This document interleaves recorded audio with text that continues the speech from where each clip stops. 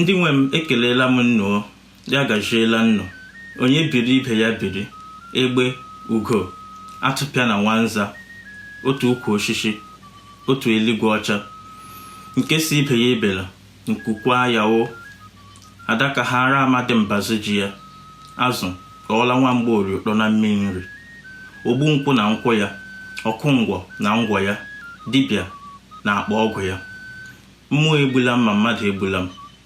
Onye sị m agafela na agalaba ya n'ụzọ gbaa mgba. Thank you so much to the organizers of the Igbo conference for initiating this cultural and intellectual project and for inviting me to participate. Yvonne Mbanefo and Louisa, Yagajiela nno, ekele dịrị nno. My name is Chibuihe Obi Achimba. I'm a poet, I'm a scholar, and currently a research fellow at Harvard University. My writing negotiates the themes of myth, memory, sexuality, post-colonial politics and identity, pop culture, etc., and other emerging ideas. In a few weeks' time, I will resume as a Master of Fine Arts candidate at Brown University. I'm so delighted to share with you ideas that are at the heart of my writing and scholarship.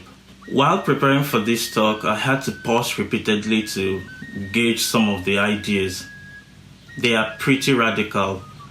You might not agree with them all, but my intention is to open up these issues for further exploration and debate.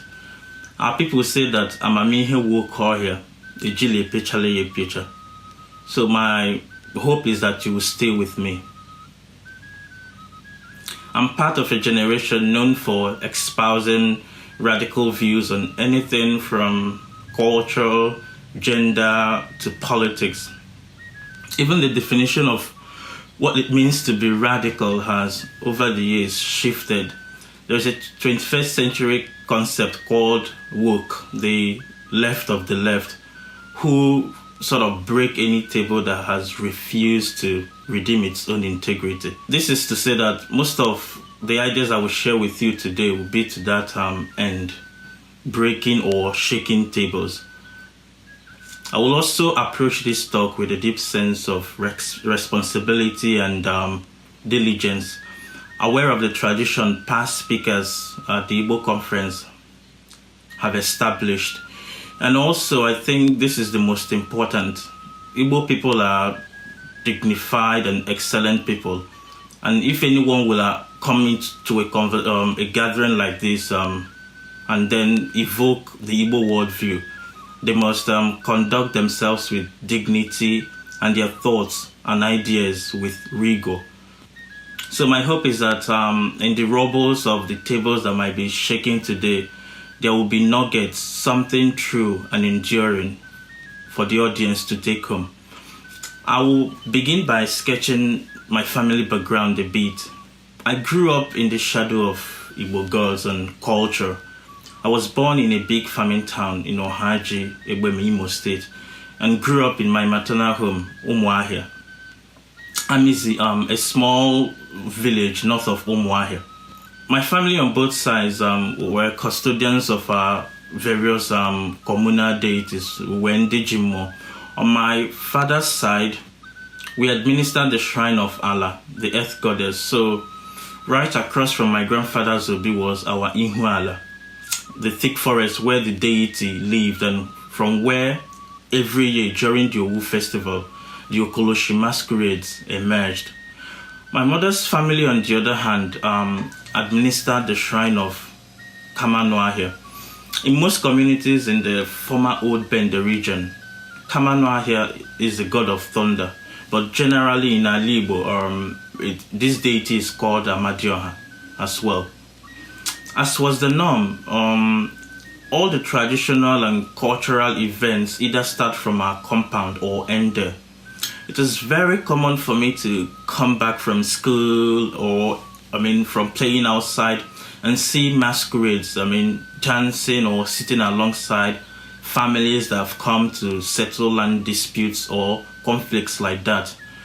When someone commits suicide, for example, the family will come to our compound to seek permission before disposing of the corpse, because suicide was considered a taboo to Allah, and all such incidents were handled by priests who held the sacred stool and can appease the earth goddess and also cleanse the land. So my childhood was forged under the tolerant influence of these two powerful deities and the ritual practices that attends their worship. My grandparents, and by extension elders in my family, they walked with dignity and grace. They were respectable and they were respected. I couldn't escape the boundary pushing encounters between realms, otherworldly and corporeal. The critical thought these experiences fostered, a deep insight into the human condition. I didn't just believe in spirits or ancestors. I witnessed them move through dancing human bodies. And libation was not just a religious act. It was a powerful ritual that transformed language into poetry, into prayer, into a bridge that connected us back to the metaphysical realm. Here, culture was alive, history was alive and present, and I witnessed it change. The gradual evolution from one thing to another. At one point, even though I didn't witness this, but I heard from stories that twins were not allowed into a compound. But that changed when my maternal uncle, Anabo Kalamwolu, began to modify beliefs and practices to accommodate emerging ideas and newer understanding of the world. Living in close proximity with Igbo cosmology grounded me not only in the grand and majestic structures of Igbo spirituality and worldview and the thought system that surrounds it, it schooled me in the logic of mutability and change. By this I mean that long before my years at the university, before I moved to the States to study at Harvard, I had already gone through an education system which, although was really informal, was vast, rigorous, and multidimensional. Now, as a writer and academic who live in a globalized world, who commute between countries and culture, I do not balk when confronted with a lot of differences. I've already been exposed to a certain kind of multiplicity. It is only natural that the poetry and politics of that fascinating world I grew up in would sort of shape my current identity, my writing, and the way I see and interpret the world. For instance, everything I learned about diversity of thought, nuance in belief, tolerance, integrity, etc., I first learned from observing and participating in this culture. I mention my family background all the time, and when I'm discussing issues around culture, not only because I'm very proud of where I come from, but because as a gay man, I've oftentimes been told in the name of culture that I'm not Igbo enough, that I do not belong. But at the risk of sounding supercilious, I don't know anyone my age who is more Igbo than myself. And by this I mean, for a millennial born in the mid-90s, I had a first-hand encounter with an untarnished version of Igbo culture. And if it is true that culture makes people, then I think my current identity is a product of my Igbo upbringing and socialization. As someone who is left-leaning in every sense of that term, as a member of the global LGBTQ community, and someone who also is very critical of Western imperialism and neo-colonial politics, I oftentimes come across as self-contradictory. But that is because Igbo culture and liberal ideas have somehow been represented as being mutually exclusive. But that is not true. These past years, I've been trying to negotiate this perceived conflict between my cultural values and the liberal values that I uphold. It is important to note here that I do not regard liberal ideas as Western, and I do not call liberal values Western values, because to do so would mean ascribing social progress, social and cultural progress that are integral to the Igbo society. For example, who were fierce feminists, even before Western academia developed the term for that activism. Or it will also mean erasing tenets of traditional Igbo democracy and equity. It will mean diminishing the nuanced and multi-layered understanding of gender as represented by Agwu and expressed by the Momo cults like Okoloshi Masquerade and Adamma. The cultural values of Ndi Igbo are not and have never been in opposition to liberal ideas. The notion was invented and is being peddled by cultural gatekeepers who evoke culture and use it as a means of silencing opposing viewpoints, multiplicity, and discouraging serious debate. When these cultural gatekeepers talk about culture, when Igbo culture is evoked, it is often to foster the oppression of women or this continuous exclusion of minority groups. They evoke culture when they want to shut down ideas that differ from their own, ideas that ask them to move beyond the narrow confines of their assumptions. On Facebook, Twitter, in and out of the Nigeria academia and other public spaces, cultural gatekeepers they've sort of become this giant wall that opposes the evolution and emergence of ideas and debate, serious debate. For instance, when you hear cultural gatekeepers tell you that feminism is not our culture and the idea of gender inclusion is not our culture, they are referring to a version of culture that is not consistent with the Igbo society, traditionally speaking. For instance, the idea of feminism, sort of in the way it is cast as a Western idea, it diminishes the work pre-colonial Igbo women, our great-grandmothers, have done. The work they did that culminized into what happened in 1929, the Abia Women Uprising, And then the other spheres of cultural discourses that are ascribed to the West. If you study or dig deeper, you understand that these are, cultural values that are indigenous to our Igbo, that our grandparents or great-grandparents practiced and then observed. So I feel kind of we should, stop arguing that liberal ideas are Western. They are not. Most of them are indigenous and most of them are located within, the Igbo society and worldview. To these gatekeepers, culture is rigid, immutable, and stuck in the past. But that is not true again. The language of cultural preservation, when you study it deeply, is heavily tainted with the colonialist agenda of the British Empire, who introduced it into a socio-cultural lexicon. For it to be used appropriately, I think it must first be understood. And for it to be understood, it must be decolonized. We must decolonize the understanding of what cultural preservation means. Because even in Europe, the culture that they have now is never what was obtained maybe in the 19th century. Culture evolved, worldviews evolved, and they were built in a way to absorb new things, development, ideas, people, emerging identities and ideas. Cultural worldviews are, constructed in a way that when it encounters something new, it expands to accommodate distance. And then when the British introduced cultural preservation, what they used, the aim was to preserve our sacred artifacts and deities.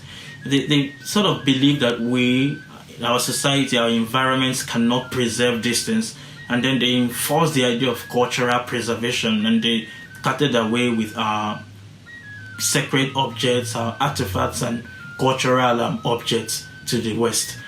When the language of cultural preservation was first introduced, a large percentage of Igbo were still traditional worshippers.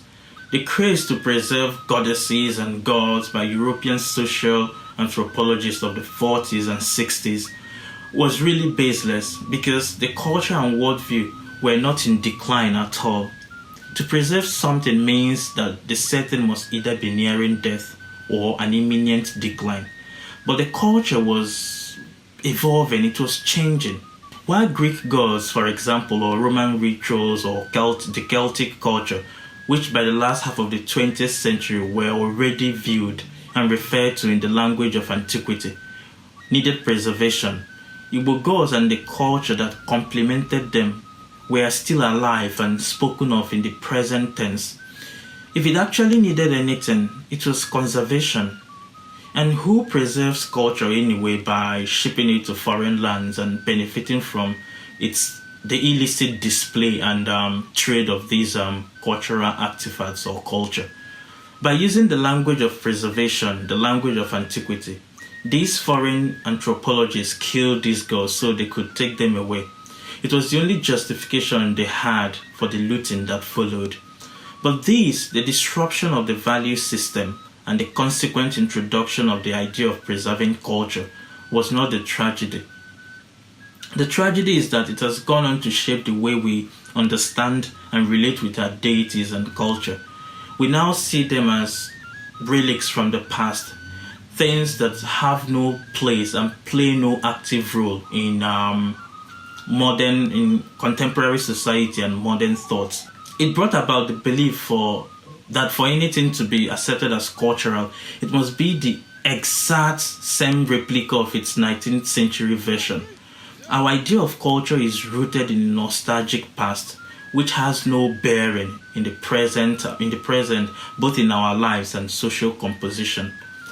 However, in truth, culture is always moving forward. It is always evolving, so much like flowing water, as against the metaphor of a static monolith, which the attitude of cultural gatekeepers suggests. Igbo culture particularly has undergone series of metamorphoses. A closer investigation will reveal fascinating changes, layers of influences, experimentations, add-ons, alongside removal of aspects that weren't very flattering, like the killing of twins in most Igbo communities in the past. With multiple contacts with East and West Ocean, the Atlantic Ocean, and the Nok civilization further north, the evolution was indeed gradual. Some point it was slow, but there is absolutely no denying the fact that the face of our cosmology, of our worldview, was toward the future. This is verifiable when we look at the evolution of Mbari art and design.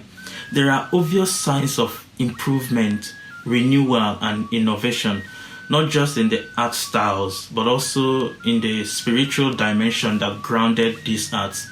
Mbari art showed an incredible evolution of Igbo worldview, and so did the masquerade cult.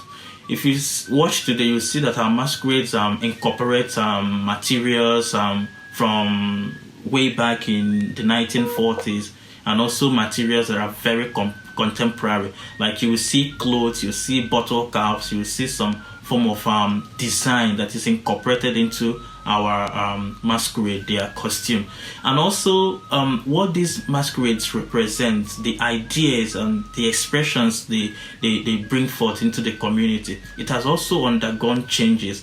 And for one to understand the cosmology, the progression, Mbari art and then the Mongo cult should be paid closer attention, because these things reflect the progress that we have seen so far, and then the direction of our worldview.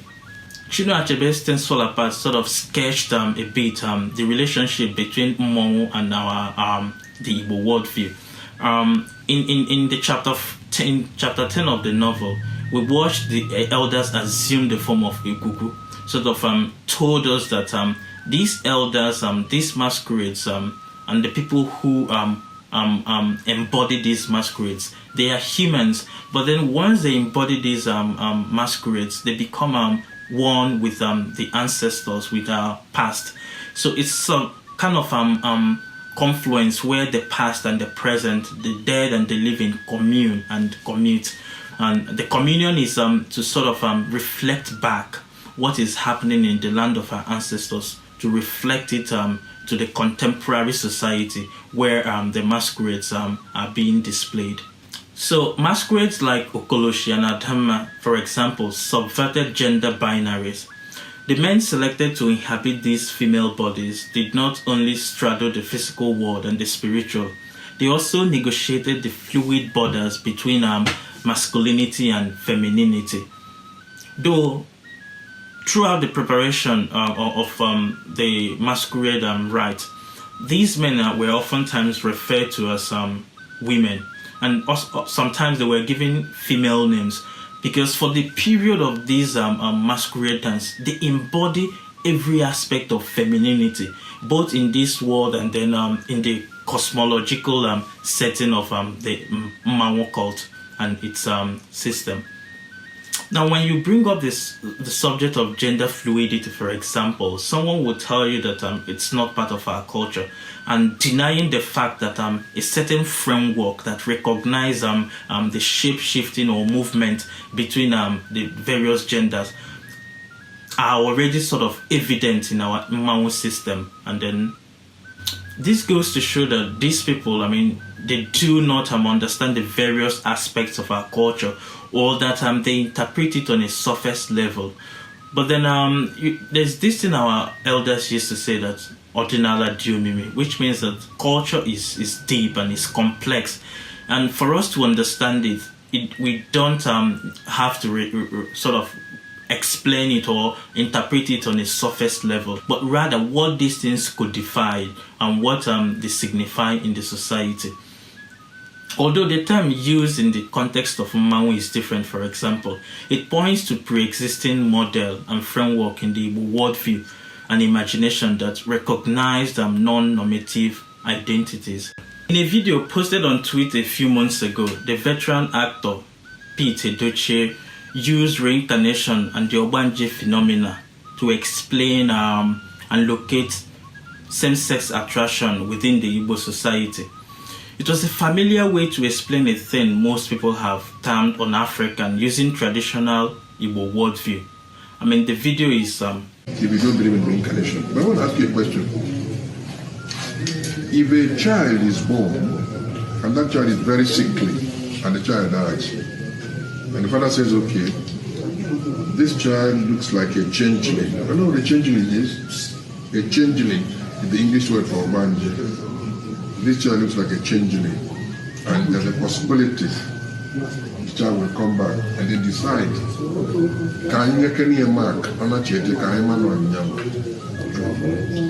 and then he clips in the tip of this finger, and then bury the child.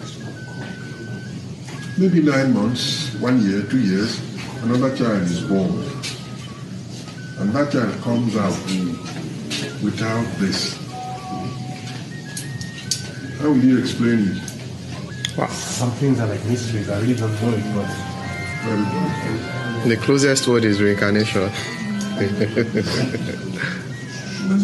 If you just said it's mystery, blah, blah, blah, blah, blah, blah, it's advertising so much ignorance. Don't worry about it. Just see it as reincarnation for a start. And we'll take off from there. Good. A lady can get so fond of her friend and then dies. She would want to be part of that family, so she can stay very close to that friend of hers. She gets born into that family. But instead of being born as a woman, she gets born as a man. But remember, But the spirit that got into that pregnancy is that of a woman. He now manifests as a man. When he sees a man, he is attracted to him. Wow. You know what? The spirit within her is a female spirit. So very few people can tell you this. But I'm not saying it flirtatiously. I'm saying with a good. As expected, the video was misunderstood by young people who called his explanation unscientific and illogical because it negated Western definition of sexuality and gender identity. To these young critics, anything Igbo or African is considered superstitious and therefore not cool. But there is something about worldviews. It is not always about facts, but about framework.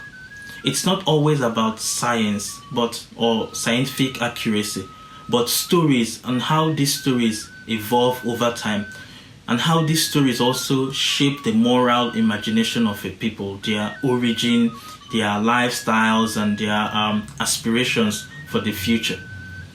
The transgender writer and artist Akweke Mezi, who identifies as Obanje, has also used our Igbo worldview to accommodate their experiences as transgender, transhuman, and transdeity incarnate. Their autobiographical novel, Freshwater, pushes the boundary of Igbo ontology to accommodate their 21st century realities. It was luxurious, at least at first. I felt a new power, a flood of greatness that, yes, Ada would regret later, valid. But for now, it was good, rich. It meant that I was an I, like I wasn't going back to that larger we. How can? No, I was free. I had elevated, transcended, in fact. Risen like steam until it was me standing in the field of Ada's body. She named me this name, Asugara, complete with that gritty slide of the throat halfway through. I hope it scrapes your mouth bloody to say it. When you name something, it comes into existence. Did you know that? There is strength there, bone-white power injected in a rush like a trembling drug. Wait, is this how humans feel? To know that you are separate and special, to be individual and distinct, it's amazing. But I had to remind myself that I wasn't human or flesh. I was just a self. A little beast, if you like, locked inside Ada. Still, it was nice to be able to move her body and feel things. When I came in front, I moved like those masquerades from her childhood, with meat layered in front of my spirit face. All I'm saying is, it was good to walk in the world. I never forgot Virginia, or the boy Soren, the place and person who midwifed me here. I also didn't forget that Ada was Allah's child. It would be too careless to forget something like that. If you are a python's child, then you are also a python. Simple. There should have been a regular molting that came with that, but I was not regular. I wasn't allowed some gentle and slow shrugging off of skin. No, my own was to tear it away as soon as I came through, splitting it into pieces that were never found, coming out damp with blood. This is what happens when you act as if a human can hold God matter without it curdling. The language of sexuality and gender identity is different from what it used to be, because the way the society is organized has changed. Behavioral evolution and its study are both the cause and consequence of the clarity and access we now have into the domains of human psychology. Newer identities were not invented by scientists or sociologists. They were modified from what has always been. By locating emerging sexual and gender identities within the Igbo worldview, I'm asking us to expand the framework to accommodate newer and emerging identities. I'm asking us to stretch the worldview because it was designed to stretch, to accommodate progress, to accommodate change. It must not be exactly what it used to be in the 19th century, because our realities now is a 21st century reality. The identities that are emerging are consistent with that 21st century experience as Igbo people who live at home and in the diaspora. So our Igbo worldview too must be expanded to accommodate these emerging ideas and identities. To summarize this talk, I will give a brief history of Agwu, who is one of the most significant deities of Ndi Igbo, and whose core characteristics capture the trajectory of Igbo cosmology, past, present, and the future. Like the late historian Professor Diela Fibo, whose work sort of uses the particular to illuminate the universal and uses the universal to illuminate the particular. I will also use the deity Agwu to sort of contextualize the evolution of Igbo cosmology and worldview, and to make this case that our worldview is and has always been expanded, and it should continue this way to expand and accommodate newer identities. There is a story that is grounded in folklore. In this story, Agwu was an embodiment of taboos and abomination when he was born. And it's important to note that Agwu is actually the only Igbo deity that is ascribed to an actual physical birth. And he's also the only Igbo deity that has that is equal part male and equal part female. In Igbo societies, such taboos, when they are born, are thrown into the evil forest on the orders of Allah. But an interesting thing happened in the case of Agwu. Before the people who took him to the evil forest could walk back to the village, the story goes that Agwu was already in the village, grown and well advanced into adulthood. Allah, who did not take any form of abomination lightly, who destroys whole villages and entire generation because of taboos, in this case decided to spare Agwu and let him live. A careful student of Igbo culture might ask, why did the deity Allah decide to spare a taboo like Agwu and let him live? The answer is in this hypothesis. Agwu signified an era in Igbo worldview. He signified an improvement in the moral imagination and thought system of the Igbo people.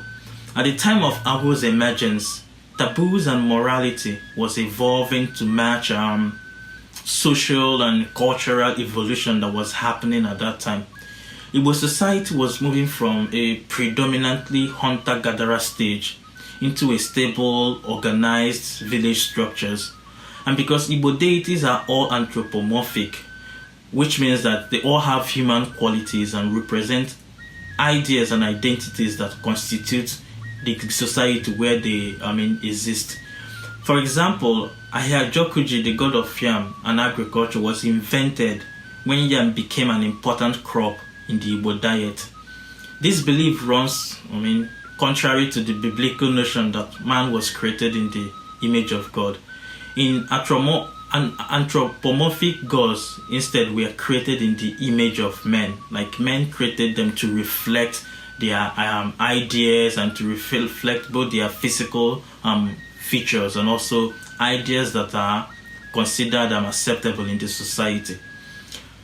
There's an entire story to this which I will leave for another time. So I'll go back to Agwu, the deity Agwu.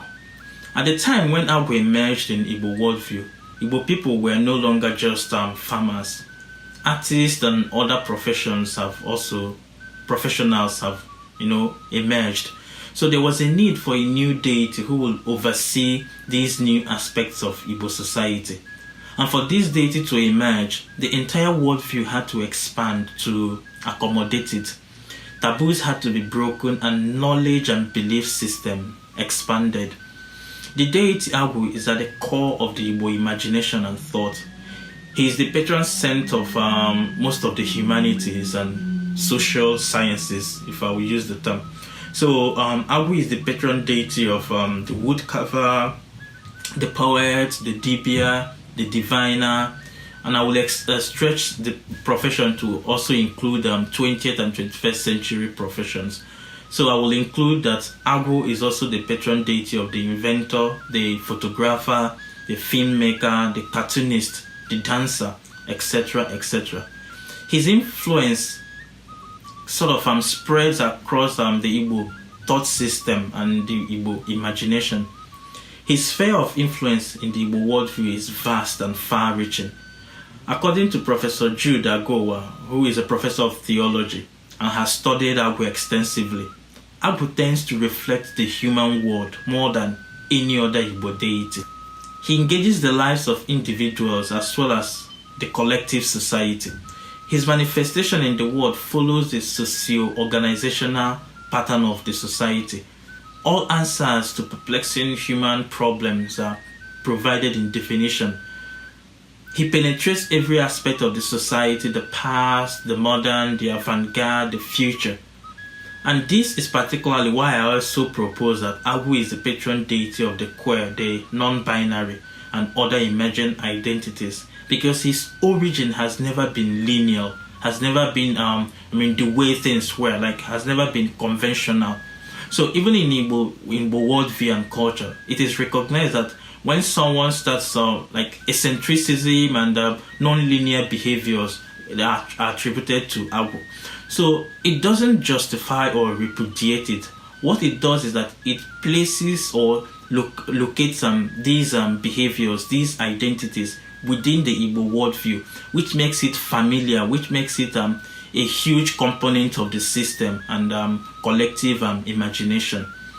The presence of Agwu in Igbo cosmology illustrates that the Igbo worldview is neither conservative at its root nor parochial in its scope. It was structured in ways that gave room for improvement, in a way that accommodated differences and diversity. Mbari artists who are believed to be proteges of Agwu expressed the developmental stages of our worldview. They constantly added newer characters to the motifs they used in Mbari designs. Once Europeans were sighted in Igbo, they were included in various Mbari houses built thereafter as models. They knew, these Mbari artists and proteges of Agwu knew that the only constant thing in life and in society is change. That any imagination that refuses to accommodate and reflect progress surrenders to decay and death. Mbari figures celebrate life as it is, was, or might be. Mbari does not represent a single word, but many multiple worldviews. Scenes from memory, folklore, from hallucinatory episodes, dreams, the past, present, and future are projected into the models that are housed in Mbari. Now, one would wonder what happened when it comes to Igbo cosmology and worldview. Why has Igbo culture been consistently used to argue against emerging identities and ideas? There is only one answer, and this answer will take us back to the cultural gatekeeper. Cultural gatekeepers believe that the Igbo worldview is complete and perfect. But in truth, like all body of knowledge, it is a work in progress, evolving and changing alongside time and society. Writing in an essay, Kono Barnes put forth an idea which I totally agree with. No worldview maps reality perfectly.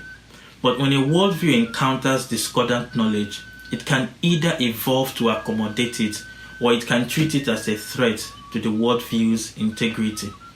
If a worldview treats all discordant knowledge as threat, then it is an ideology and not a worldview.